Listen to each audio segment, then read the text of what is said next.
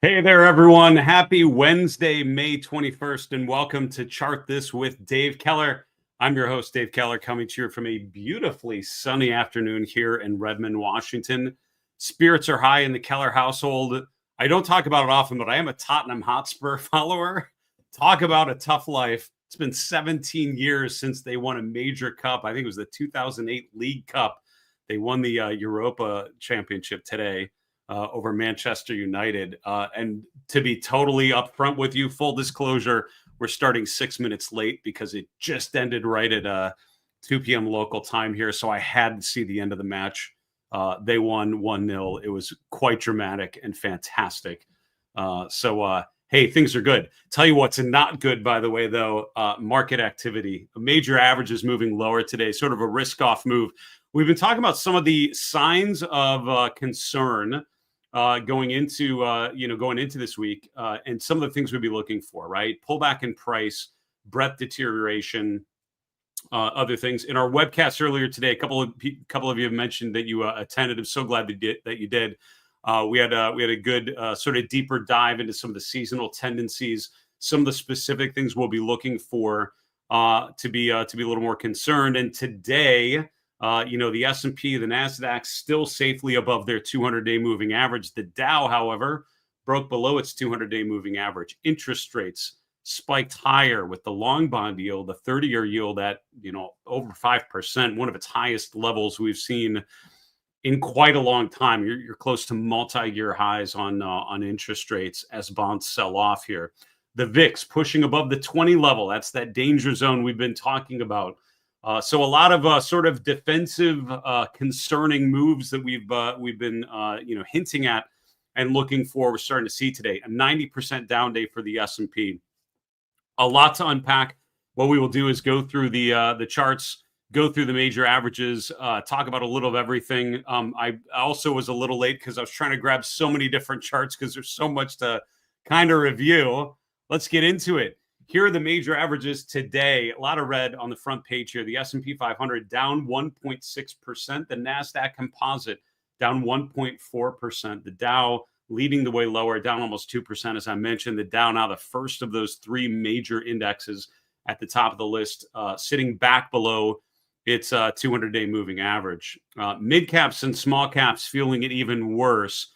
The S&P 600 small cap index down 2.8% today. That's your worst performer out of the major U.S. indexes. The VIX pushing almost 3 points higher, finishing the day above 20, and that can be a bad thing, and usually is a sign of instability, a sign of elevated fear, and a sign of elevated concern. So the VIX has been below 20 now for a little while. That's been sort of a low volatility, things are okay kind of vibe.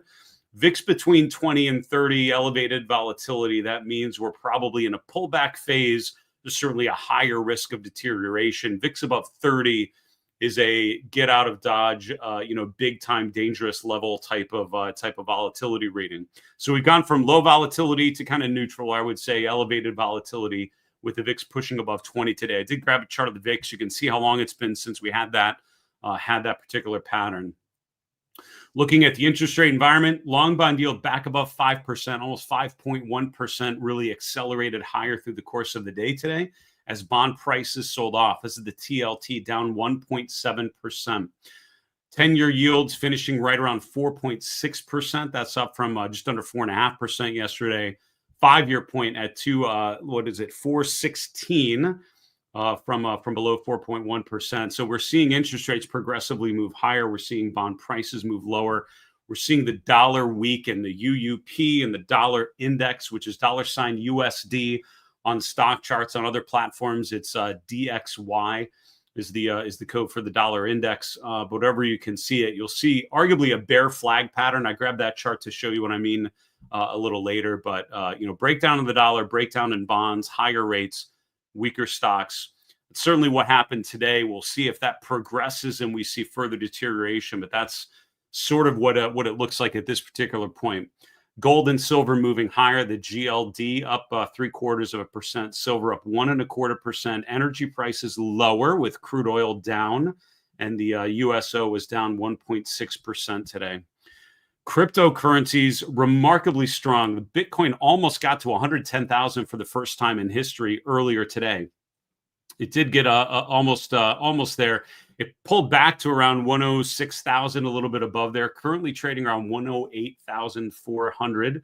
So we're at basically at all-time highs today. So pretty impressive breakout in the crypto space, while you're getting potential breakdowns in the equity space. So quite a move. It's in and again, I think this is really helpful right about now to just revisit the fact that as much as at times Bitcoin, and I've talked about cryptocurrencies being like a leverage play on equities, where when stocks go higher, Bitcoin goes higher even more. When stocks go lower, Bitcoin goes lower, but even higher. So sort of like a higher volatility version of equities. It's not happening right now, and I think what it tells you is that the macro influences sort of different here, right? A lot of things that suggest higher cryptocurrency prices. Certainly, we have an administration that is super supportive of cryptocurrencies. Arguably, has a lot, betting on cryptocurrency prices certainly going higher from here. But equity prices certainly getting more of a risk-off feel, particularly today. So Bitcoin up, making new all-time highs. That's certainly noteworthy. All right. If we look at the 11 S&P sectors, it kind of got worse through the course of the day. And as we sort of limped into the market close, you could see that the major averages and certainly most sectors finished very much in the red. On the downside, though, some defensive sectors. You've got real estate down 2.7%, healthcare down 2.3%, financials and consumer discretionary both down a little over 2%. There's technology just a little less, down 1.9%. So, I mean, over half of the sectors were down 1.8+%, which is a pretty strong, pretty broad decline. Communication services was the best performer. That's still down 0.8%. Consumer staples and materials, sort of the top three sectors. So everything ended up being down today. If you like the color red, the market carpet is going to bring you a lot of joy today, because it is all red at the moment. Breadth data really not good. And what the problem about what I'm seeing here is that 90% down days don't happen a lot. They don't usually happen in bull phases. Same thing, 90% up days are usually a pretty good bullish confirmation. When you see the rally off of the April low, one of the telltale signs now looking back at, why should you be optimistic off of the early April low? Some 90% up days suggesting kind of everything improving, certainly on the top of the list, which means a day like today where 96% of the S&P members were down, where 90% of the New York Stock Exchange listings were down. Those are bare numbers. Those are not great. 97% of the small cap index was in the red today. So this is sort of a very few things left unscathed in this particular market. We'll look for random spots of green in the market carpet and see if we can uncover some opportunities. But for now, Alphabet is going to be a big green box you'll see on the chart. But the average stock's certainly feeling the pain today. Our market trend model, we don't update until Friday. So we got Thursday and Friday before we would update the model again. But certainly we'd be looking, one of the signs you look for would be the short-term model turning bearish. That would be when conditions are strong. That's sort of the initial warning sign that things could be a little concerning. But for now, still bullish as of last Friday.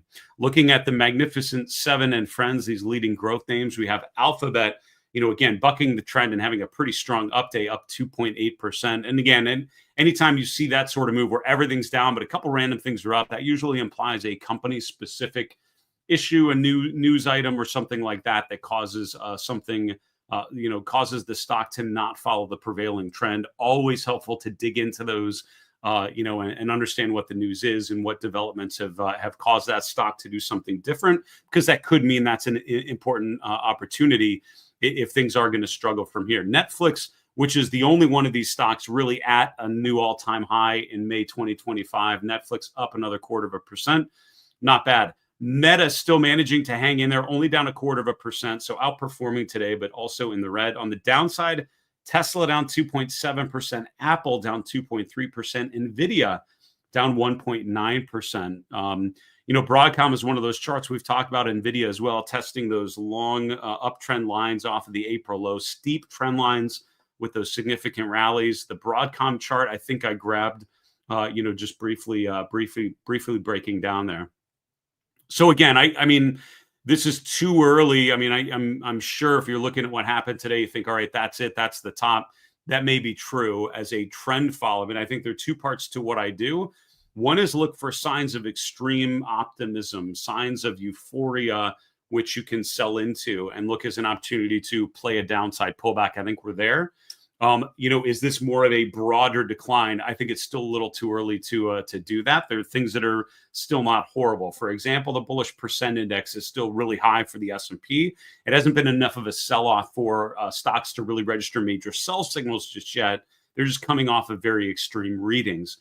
Still 67% of the S&P above their 50-day moving average. So, it's not all bad, but this certainly, we've talked with our premium members about a tactical pullback to the 200-day. This certainly feels like the type of day I would expect if that's what we're going to see here in the next week or so. All right, let's continue on looking at the heat map analysis. The market carpet is a really helpful way to just sort of understand what happened today. And it was not good, right? So most stocks sort of in the red, as we saw from the breadth readings, a lot of things down. So we can assume that the average stock was rough. So what you look for in this environment are stocks that were not down, and particularly stocks that managed to pound out an update. There's only a handful in the S&P 500 as you glance around this chart. So let's highlight all of them. We have GEV, which made new 52-week highs this week. I think on yesterday's show or maybe the day before, someone was in the chat mentioning GEV. 100% true. It's one of the few stocks making new 52-week highs. One of the breadth indicators we track are stocks making new 52-week highs. There's not a ton of charts on there these days, but GEV is one of those. So certainly pushing. This is one of the GE spinoffs from a year or two ago.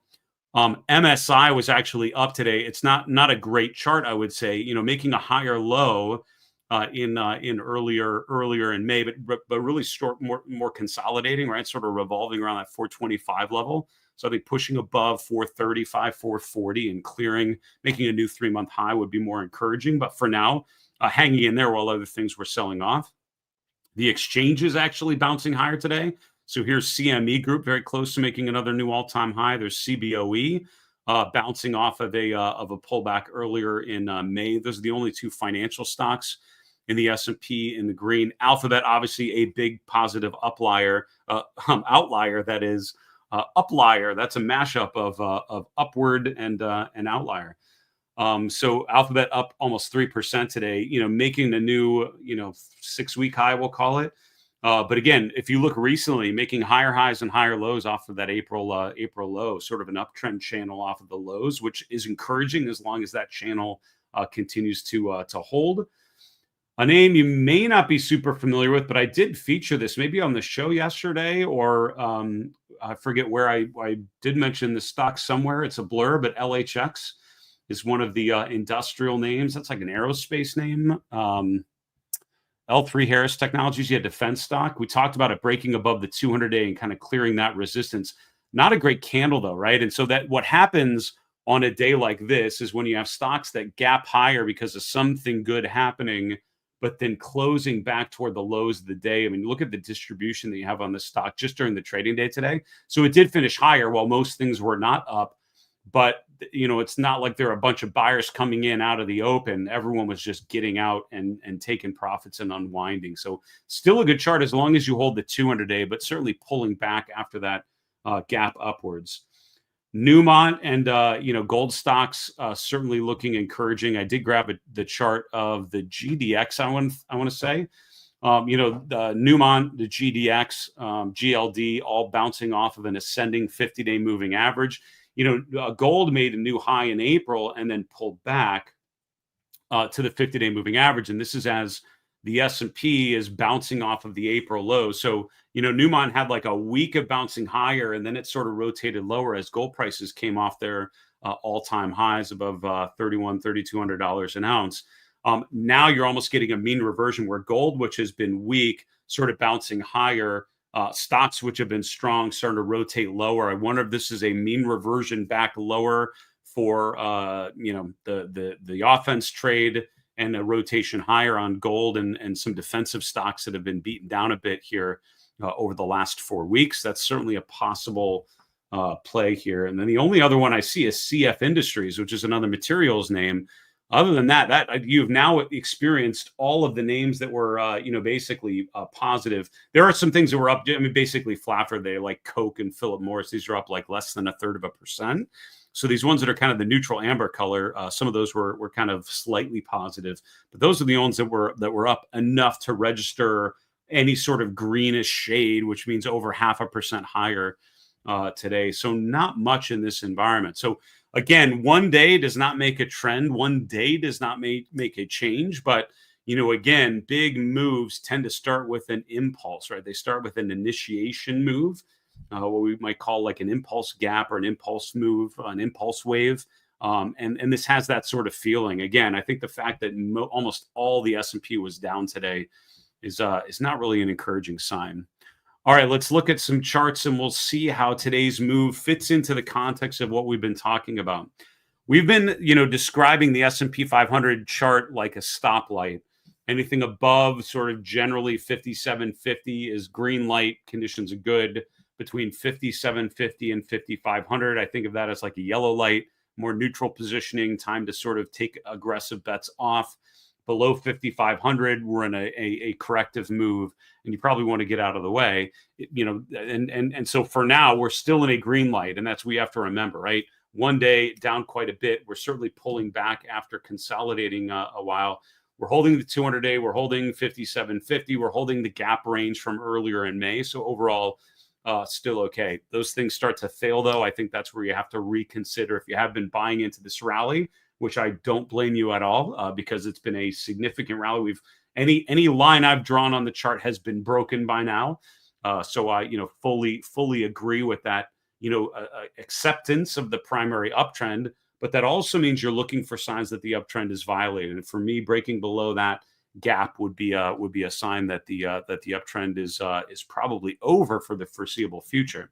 Now, the S&P, as we can see, safely above its 200-day. The NASDAQ 100 safely above its 200-day. The Dow, not so much. So the problem is you're starting to see certain things, not everything, but the Dow is less growthy. It's got more kind of other value types of stocks represented in there. It's a price-weighted index, so the big overweight of the S&P and NASDAQ, where you have the big growth names that dominate the weightings. It's not as exaggerated for the Dow, with only 30 stocks and a little more equal weighting between them because it's weighted on price. So for what it's worth, the Dow did close below its 200-day moving average. Now, it didn't really get much above there. And to be honest with you, it stalled out trying to get above this March swing high. But for what it's worth, one of the three major U.S. averages is back below its 200-day moving average. Now, breadth conditions are pretty key. And what we talked about, one of the things we talked about in the webcast today, if you missed it, was talking about, breadth deterioration. And one of the things we would look for is a way of validating a corrective move, validating the fact that the sort of, party off of the early April low may be over, that the music might be stopping, would be breadth conditions deteriorating. Because what's happened is the breadth has gotten very strong, right? From early April to early May, and now into later May, the breadth has gotten stronger and stronger. We have over 50% of the S&P members above their 200-day moving average as of the second week in May. As of today, it is literally dead even, coin flip 50-50 between the two because it's back down to 50%. We're at 67% of the S&P members above their 50-day moving average. The good news is that's up from around 8% at the April market low. The bad news is that's down from 80%, less than a week ago. So just in, this week, we're starting to see stocks fail to hold their 50-day moving average. Think of that chart of Newmont Mining pulling back to the 50-day, then start to rotate higher. The problem is stocks are breaking that 50-day. And the more that deteriorates, the more that I think you have to accept the fact that, things are rotating lower and just not holding support you would expect if we're in a primary uptrend phase still. So breadth conditions starting to weaken a little bit. This is the McClellan oscillator. It's not updated for today's close just yet. This is updated through Tuesday's close. But given the breadth deterioration, I would say absolutely this breaks below zero today. And that's a problem because the last time it was below the zero line was in mid-April, right? So April low, McClellan oscillator very low. About a week later, we break back above the zero line. We had one kind of blip day, but other than that, it's been strong. And this is based on the slope or the trend of the advanced decline, raw advanced decline data that we sometimes show, the cumulative advanced decline line. This indicator is based on exponential moving averages of that accumulation advanced decline line.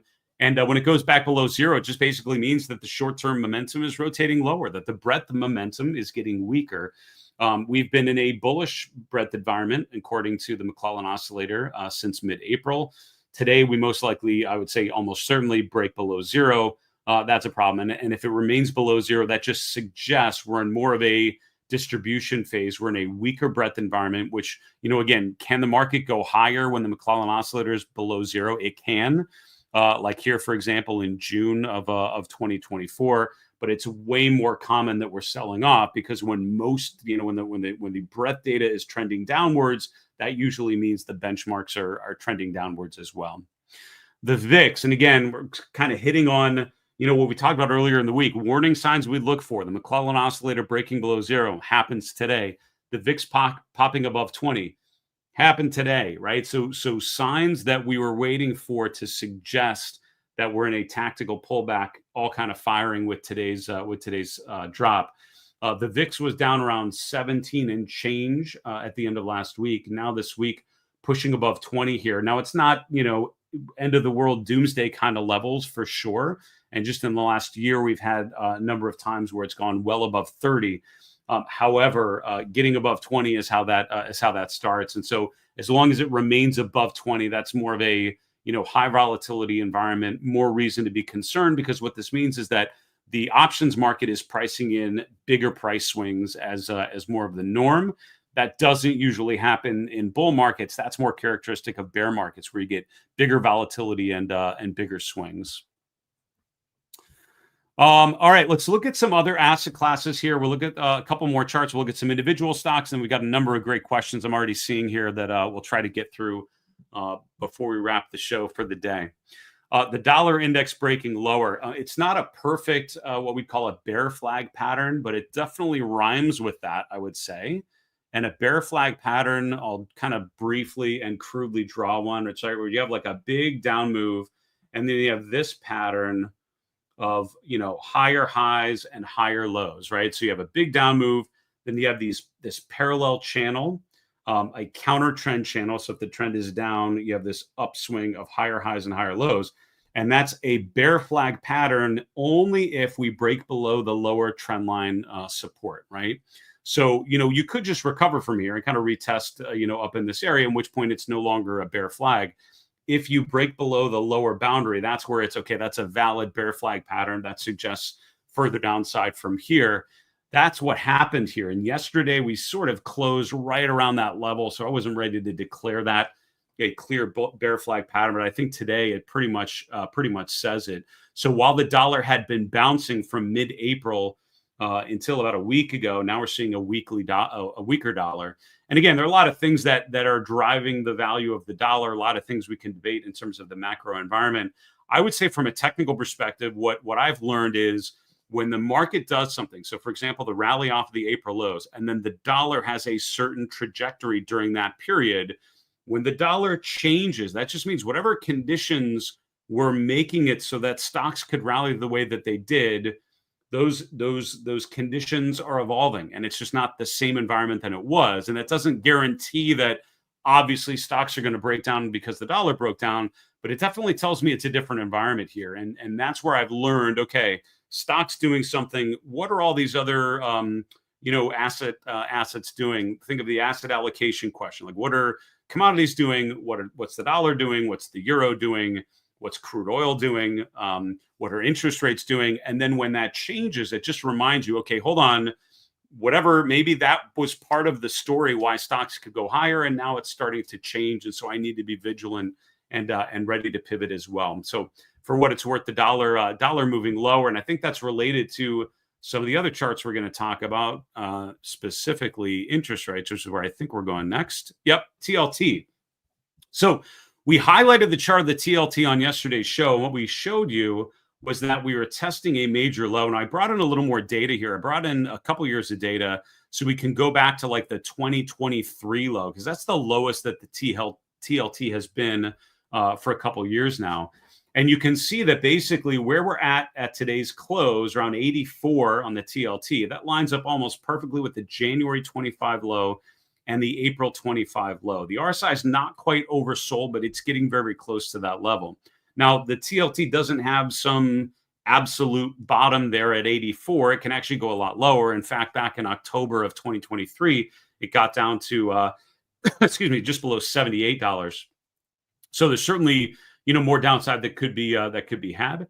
However, I will tell you that, for now, we're testing a major support level.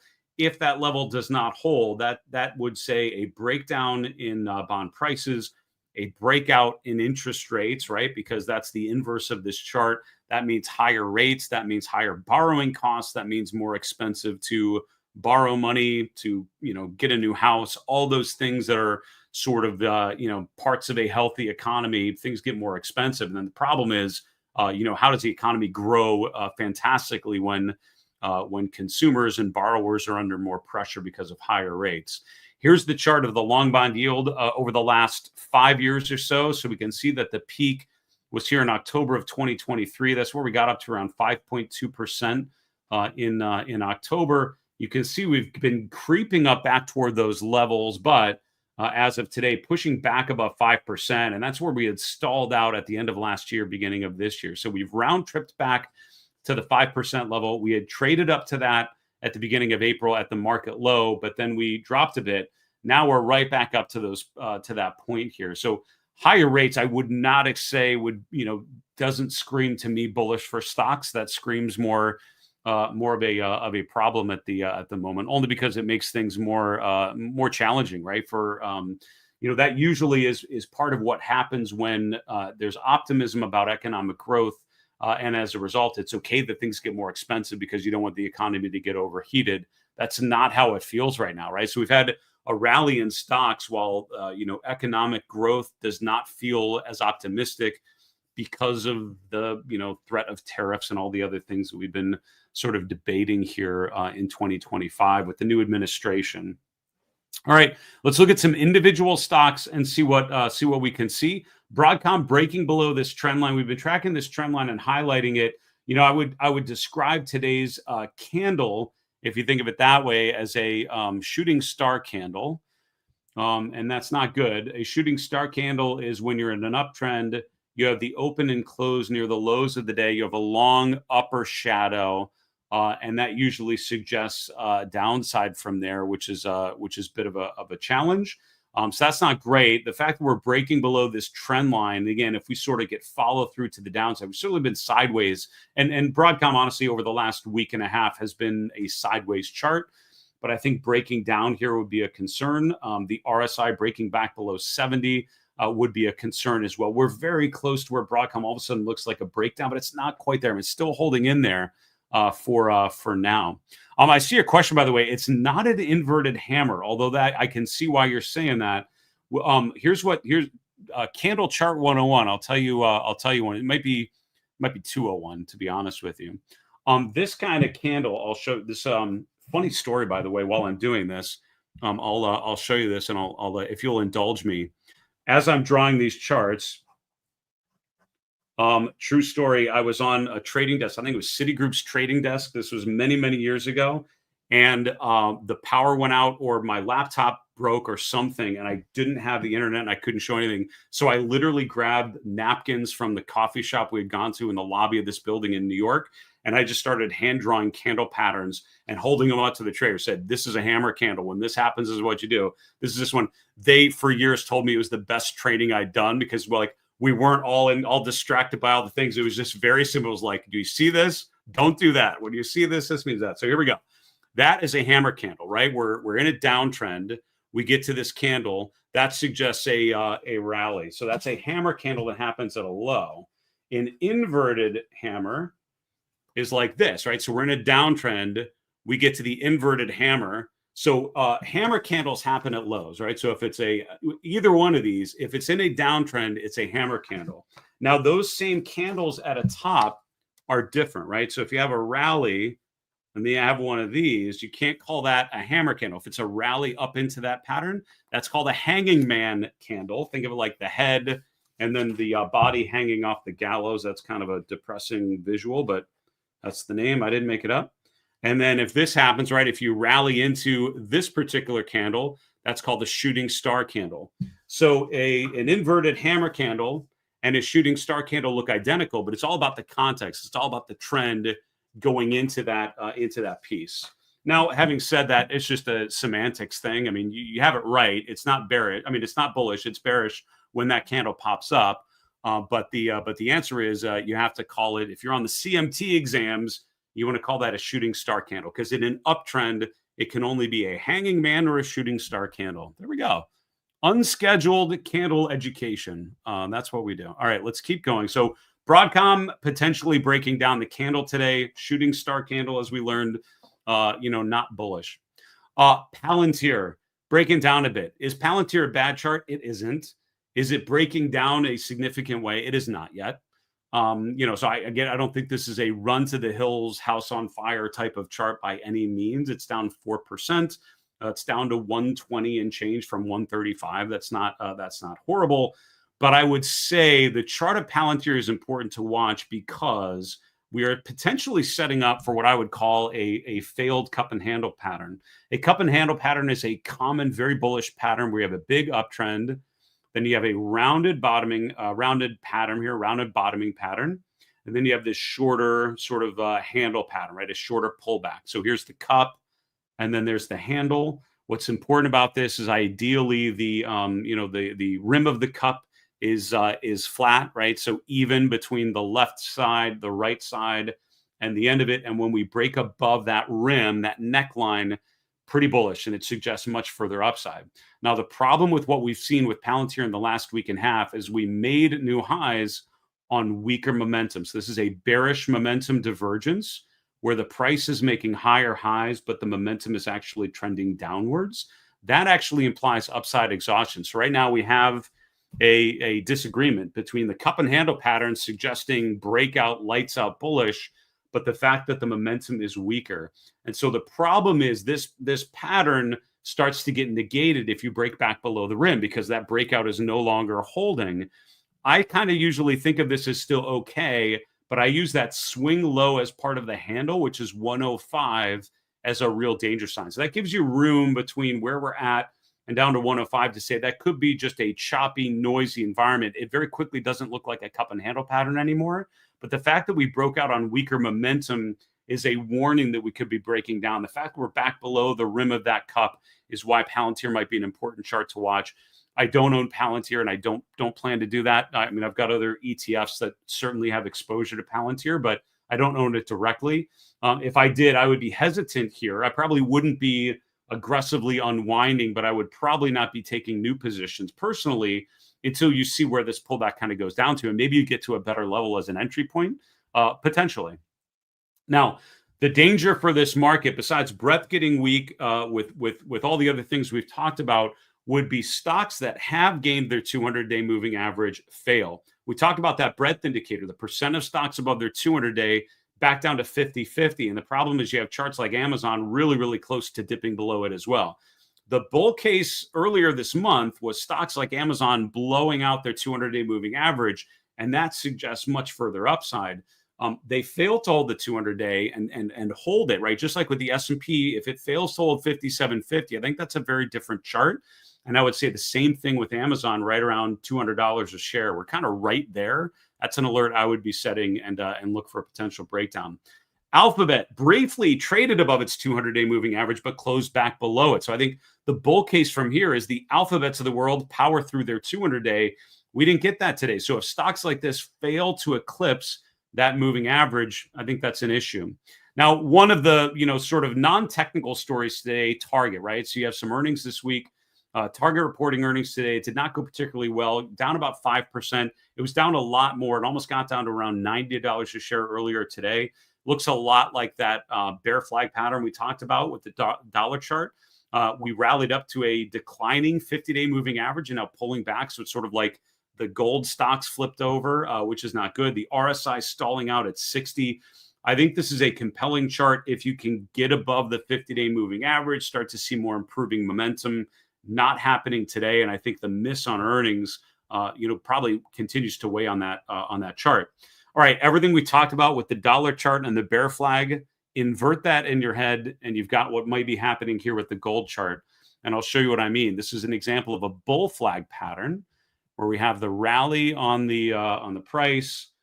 We then have this sort of pattern of lower highs and lower lows. So an uptrend, a counter trend pullback. That's bullish if and when we break above the upper boundary, which is what we appear to be doing here today. I don't own the GDX. I don't think. I know I own GLD and IAU in my accounts. Decent position in gold. I've not touched it yet because we're holding the 50-day moving average. I think charts like the GDX, I think stocks like Newmont Mining continue to look constructive as long as we follow through, excuse me, after that breakout above a potential bull flag pattern here. I think those are all the charts I have. I'm going to take some questions. I did see two super chats earlier, and I appreciate that so much. Tony, I appreciate you as always doing that. It's a nice gesture, and I'm so glad you enjoyed it. Larry, thanks as well for that. I really appreciate it. It's a kind gesture. I can't tell you how much that means that's something you'd like to do. So I appreciate it, and thanks so much for watching, you guys, as always. Let's take a question or two. Michael, this is more of a rhetorical question, but I got to put it up on the screen. Why did you buy Maderna with no dividend and making a loss on earnings? So here's the problem. I mean, what's so funny about that? And again, this is a chat. This is a side action that was happening in the chat as I was going. I was sort of half paying attention and looking at some of the comments go by, which is pretty entertaining. So thanks for making that interesting. It's funny. I mean, it's not lost on me that when you look at a chart like Maderna, and again, we'll get to the chart in a minute, but I think the problem, with names like this, with negative earnings, and no dividend, as you mentioned. Now, is no dividend the end of the world? I mean, no, right? There are plenty of growth stocks that have had incredible compounded gains for a long time without paying a dividend. That is, not characteristic of all companies, but certainly at a time where you can get some decent dividend yield out there, I get the argument. Companies that are just losing money, I think that's the problem. And it reminds me of, and I've shared this story, but one of my analysts at Fidelity, Mark Dibble, had this great slide he would show during presentations, which was, how a fundamental analyst would detect fraud or detect problems in a company. I had all these headlines, and it was some stock, and I forget what it was, but had all these bullet points about all these things that had happened and issues with the financial statements, restating earnings, all these sort of things. Overall, the mosaic says this is a problem. And it was like how a technical analyst detects fraud. It's like, this happens, right? This right here tells you Maderna is not a good chart, right? Think about it. We went from making new highs to not making new highs. We went from making higher lows to lower lows. We gapped lower. We gapped below the 200-day moving average. We didn't even touch it. The moving average is now sloping downward. So like at this point, this is when I always talk about a stock is below two downward sloping moving averages. And for me, that's kind of the end of the sentence. It's like, that's obviously not a chart I would consider. Let's move on to something else. And so back here is where the chart really shows you there are problems. The momentum consistently below, RSI 50. It doesn't even touch it to all the way over here. So the whole 6-month period here, we're just making lower lows, lower highs. We're below moving averages that are all sloping downwards. So I think if you're buying it anywhere between here and today, it is like hope is your investment strategy. And as I've said, hope is a 4-letter word for investors.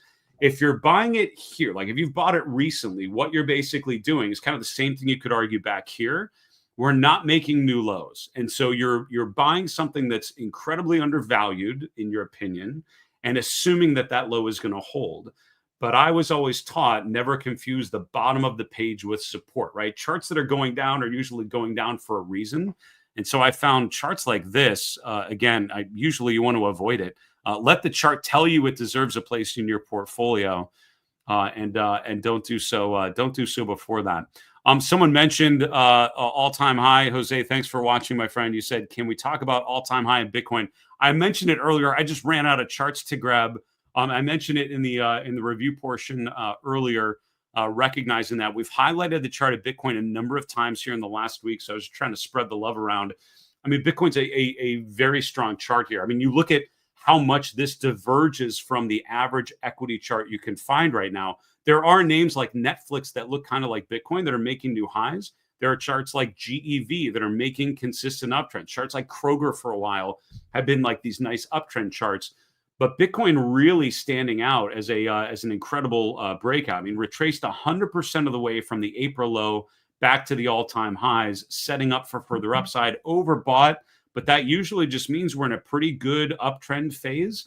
I own Bitcoin. I own Ethereum. I'm pretty happy with certainly the Bitcoin half of that. Ethereum's not bad, but Bitcoin's a far superior chart. I mean, going back, I almost wish I would have done all Bitcoin and just a tiny bit of Ethereum. But overall, it's been a great position. It continues to trend higher, higher highs, higher lows. What's the upside potential?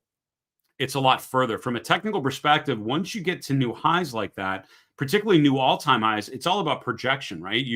There's no resistance you can look back to, right? Because you look to the left on the chart, there's nothing else there. So what you have to use is either just go into full trend following mode, or you just project, right? You use the height of the patterns to project further highs, and just looking at this range and projecting that range even further, that takes us up a lot. I mean, it's a much further upside. So I tend to go more with the trend following approach with charts like this.